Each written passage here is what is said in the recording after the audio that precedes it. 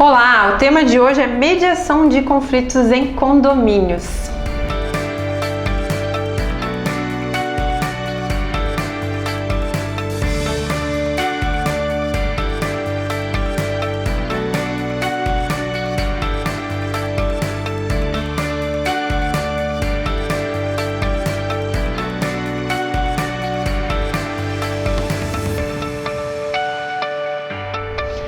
Hoje tem uma presença muito especial da Ana Luísa Pretel, que é advogada, administradora, e ela tem renome nacional na área de mediação, arbitragem e conciliação empresarial e condominial.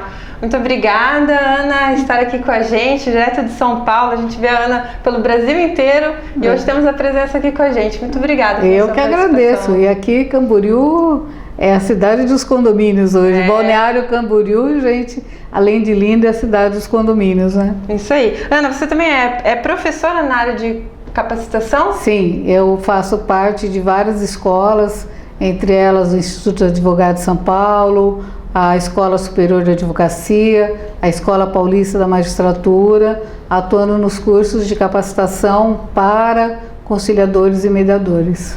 Antes de eu fazer a primeira pergunta aqui, conta um pouquinho como que você entrou nessa área, que já faz bastante tempo, né? Eu sou mediadora e conciliadora do Tribunal de Justiça do Estado de São Paulo desde 2014, e aí, quando foi em 2018, eu estava fazendo a primeira pós-graduação em métodos alternativos de soluções de conflitos pela Escola Paulista da Magistratura, e foi quando eu fiz o meu trabalho pioneiro nessa área, né?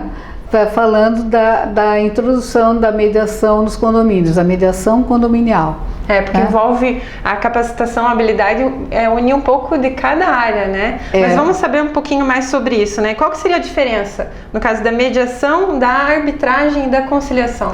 Então, a conciliação a gente utiliza, aqui no Brasil existe essa diferenciação para problemas, conflitos pontuais. Um exemplo muito utilizado, inclusive em sala de aula, é uma batida de automóvel, que as partes não irão continuar convivendo, né? Bateu o carro, resolve a questão e depois cada um segue a sua vida. A mediação, ela é utilizada muito para problemas e que as pessoas irão continuar se relacionando. Então, mediação empresarial, mediação escolar e mediação condominial, porque existe um relacionamento, né, junto com os conflitos, as pessoas continuam se relacionando. E a arbitragem, na realidade, ela não é autocompositiva, né? Porque tanto na conciliação e na mediação, as pessoas têm o mediador, o conciliador, mas são elas que acabam encontrando a solução para aquele litígio, para aquele conflito. Na arbitragem não, na arbitragem você tem uma sentença arbitral, né? Então alguém vai decidir por você, ou uma pessoa, ou 3 ou 5 pessoas irão decidir sobre um determinado conflito. E como que, no caso, a conciliação pode ajudar os síndicos na questão de resolução realmente dos conflitos? Assim, o que eu tenho falado sempre é que o interessante é que os síndicos aprendam as técnicas que eles podem aplicar até não de forma cartesiana, né, mas no seu dia a dia, para ajudar as pessoas a não evoluírem o conflito, né? A gente fala sempre que o conflito ele tem uma escalada. Nenhum conflito começa enorme, né? Os conflitos começam pequenininho e aí eles vão aumentando. Então, eu acho que o síndico ele é interessante ele fazer cursos para ter essas técnicas, para que ele possa utilizar como um aprimoramento de um trabalho dele, mas como ele é o representante do condomínio, né, o ideal é que ele encontre um mediador que seja capacitado na área de mediação condominial, né, e que atue dentro dos condomínios. No caso também, assim, é uma curiosidade que eu tenho agora, pode haver uma figura de um conciliador? É interessante de que forma, numa assembleia, por exemplo? Eu acho fundamental, né? Hoje em dia, como você tem a figura do presidente, você tem a figura do mediador para ajudar dentro das assembleias condominiais é muito interessante. Porque né? geralmente é uma coisa muito nova, né? Mas é bem interessante, porque hoje as assembleias estão ficando muito litigiosas, né? Exatamente, então, é um tal de todo mundo, eu vou processar, e não é sai até mais barato muitas vezes, né? Muito mais barato, né? O conflito, qualquer conflito, ele tem, além do lado emocional, né, do custo do lado emocional, a gente tem esse custo, ninguém gosta de um conflito, ninguém gosta de um processo judicial, pelo menos as pessoas, a maioria das pessoas, né? A gente tem que ter o custo mesmo, né? O custo do dinheiro para o condomínio. E o estresse também, né? Então, tem o estresse, que é o custo emocional, e você tem o custo do dinheiro, né? O custo pecuniário do conflito. Ana, no caso assim, quem que acaba se envolvendo na parte de conciliação condominial? Tanto a administradora também pode participar? Não só pode, como deve. Hoje nós temos em São Paulo administradoras que oferecem seus serviços, dentro dos seus serviços, da mediação, né? Ela mesmo, aí você vai falar assim, mas e quando for ela o motivo do conflito, né? Ela procura, mesmo o mediador, aspas, sendo contratado, se ele é um mediador que ele não tem, ele não vai infringir a ética, né?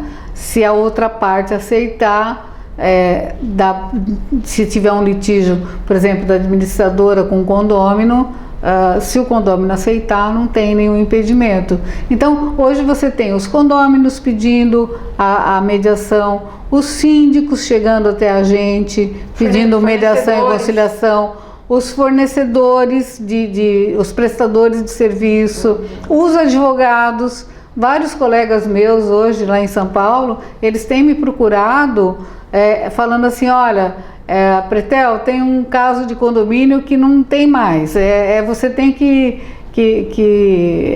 nos ajudar, né? Fala, olha, né? Então vamos fazer um convite para as partes, né? Para que elas aceitem participar, porque assim, a mediação, eu quero deixar bem claro, ninguém é obrigado a participar, né? Ela tem, hoje ela participa se a pessoa quiser, né? Então a gente tem que deixar isso muito claro. E quais profissionais, no caso, podem desenvolver esse trabalho? Tem específico, uma profissão? Tem que ser advogado? Tem que ser psicólogo? Então, quando o mediador judicial, ele tem que ter 2 anos de formado em qualquer área, né? Se for o conciliador, o mediador extrajudicial, a lei diz maior e capaz. Então, 18 anos capaz pode ser. Né? Comportamento humano, na verdade, é o foco normalmente, né, na questão da conciliação. Eu falo sempre que assim, o condomínio, nós estamos acostumados, né, historicamente, a viver um do ladinho do outro, né? Todo mundo vivia um do ladinho do outro. E agora a gente vive todo mundo um em cima do outro. Então, eu sempre uso o Martinelli como referência, que foi o primeiro grande arranha-céu de São Paulo, que fez 90 anos o ano passado, né? Que as pessoas têm que se adaptar, morar uma em cima da outra, né? E aí o regramento é um pouco mais complicado, né? Mas não impossível, né? A sociedade sempre acaba encontrando esses meios de viver. Antes as pessoas não viviam nas suas chácaras, né? Viviam mais longe, os quintais eram maiores, né? E aí a sociedade foi se transformando, é uma transformação. Segurança também, né? Pretel, e no caso, o mediador, ele é quem decide? Não, é bom a gente esclarecer isso. O mediador, ele é um facilitador, né? Então não é ele que vai dizer, olha, você vai fazer assim, você vai fazer assim. Ele não é ele. Quem vai, através de perguntas, através de conversas, técnicas específicas, ele vai auxiliar as pessoas para que elas cheguem numa solução mais interessante. né? Então, eu vou dar um exemplo, que é um exemplo que as pessoas conseguem visualizar bem. Se você tiver uma situação de barulho no quinto andar, tá certo? Você tem uma criança que tem um problema e ela faz muito barulho e a pessoa do andar de baixo, ela está fazendo por exemplo, uma pós-graduação e tem que entregar um trabalho e aquela criança está fazendo barulho. Se eles conversarem, e como já aconteceu, o vizinho de cima não sabe que o vizinho de baixo está fazendo um trabalho de pós-graduação, ou um mestrado, ou um doutorado para entregar, por exemplo. Ou tem uma pessoa de idade doente embaixo. Ou acabou de ter um bebê. Então assim, o vizinho de cima não tem essa informação. O que ele tem informação é que ele também tem uma pessoa, que é uma pessoa especial, e que acaba fazendo um barulho maior para o vizinho de baixo. Se o vizinho de baixo falar para ele, se eles conversarem com a ajuda de um mediador e tudo, eles podem, por exemplo, chegar à conclusão de uma mudança de quarto. Sim. Sim, que vai amenizar, né, a situação. E tem como mudar o teu quarto ou o meu quarto, ou como é que a gente pode fazer, em qual horário, que horário essa criança dorme ou vai fazer um tratamento. Eles é que vão encontrar. Às vezes é por determinado tempo, e né? o Estado, algum juiz pode obrigar alguém a mudar de quarto? Não. Só na boa vontade. Né? Então, assim, nesse diálogo, aspecto, né, que eu falo que a mediação, ela é um instrumento fundamental hoje para manter uma pacificação social dentro dos condomínios. E a tua visão em relação à conciliação a nível Brasil?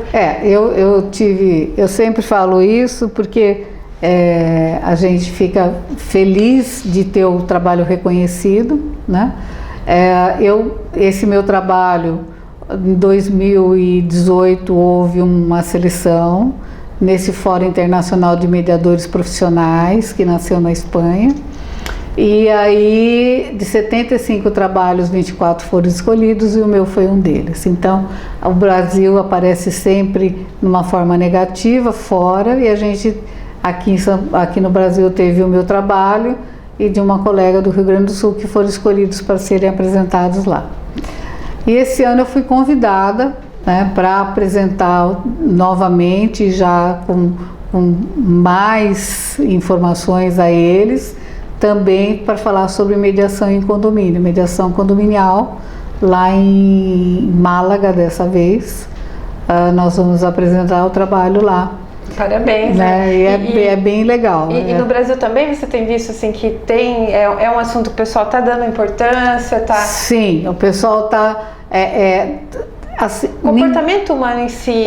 As pessoas já descobriram que viver em conflito não é a melhor opção, sim, né? Então as pessoas realmente estão engajadas para conhecer mesmo. Exatamente, né? Para saber o que é. Né? Na verdade, quando a gente fala assim comportamento humano, a própria neurociência é uma ciência recente, o cérebro em si está sendo estudado há pouco tempo. Exato, falar, exatamente. Né? É uma máquina ali e muito pode se entender, dominar, estudar e diminuir os conflitos. Né? Normalmente você pergunta a pessoa, o que você quer? Eu quero ser feliz, mas feliz como? Como? Né? Então assim, você ter um